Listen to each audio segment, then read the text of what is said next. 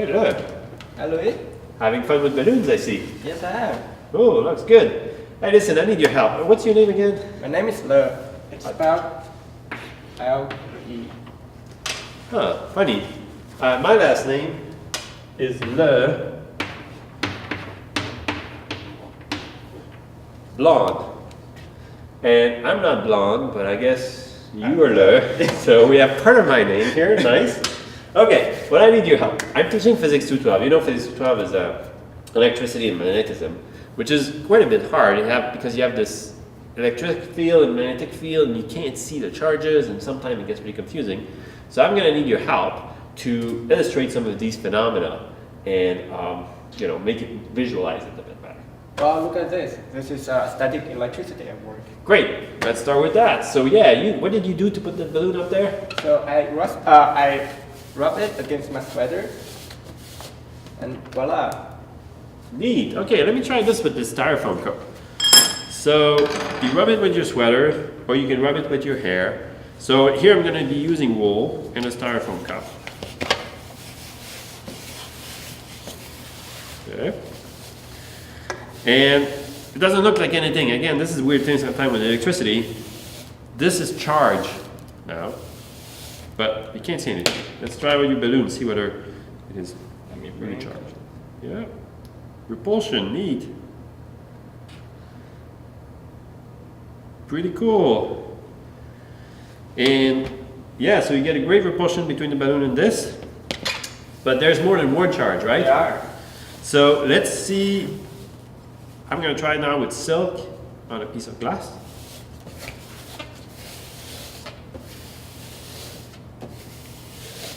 Let's go this way. Now we get attraction. Let's try with your balloon, yeah?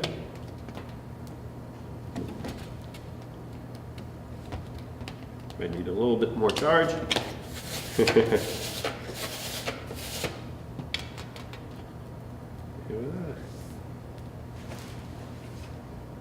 Cool. So there are two different types of charge. One you have positive and negative, and one gives you attraction, one gives you repulsion. If it's the same charge, it's repulsion. If it's opposite charge, then you get attraction. And while from this little experiment there's no way to tell which one is which one, we've determined that actually wool on rubber actually gives negative charge to the rubber, while the glass here got positive charge. So this was positive and this was negative, that's why we got attraction. Pretty neat. Well, why was this? Yeah, so now what did you do for the wall? So why was this hanging on the wall? I have no idea. Yeah, the wall is not charged, right? This is negative charge, but this is Neutral. Neutral. Like, let's try a real neutral object. This is a can, it's neutral.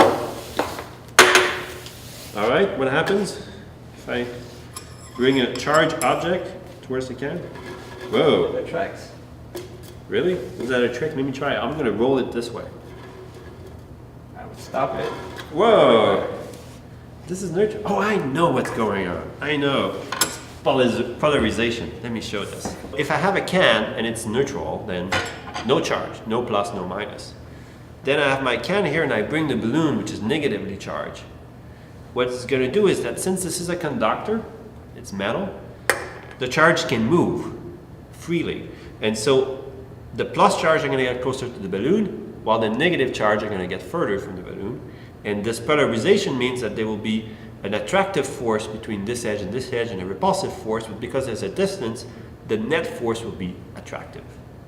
So the balloon is able to attract the can, not because the can is charged, but because when the balloon comes by, the plus charge goes to this side and the negative to that side, and then we get an attractive force.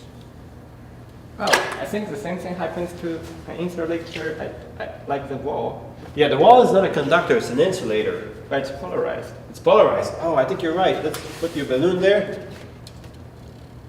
So how does this work? Now the charge is not really moving. This is an insulator. So you bring your balloon close by with all these negative charge, and the idea is now the electrons don't really move, but the atoms on the side of the wall still will polarize, in the sense that the electrons, the charge will move, the minus charge will move away from this balloon,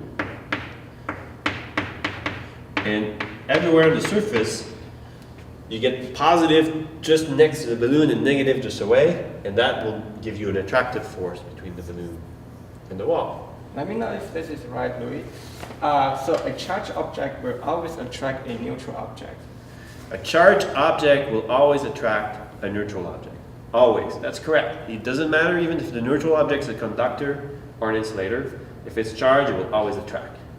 The other way you get repulsion is if it's the same charge. But if it's neutral, it's always going to be attractive. Great. Well, thank you and welcome to Physics 212, everyone. Welcome.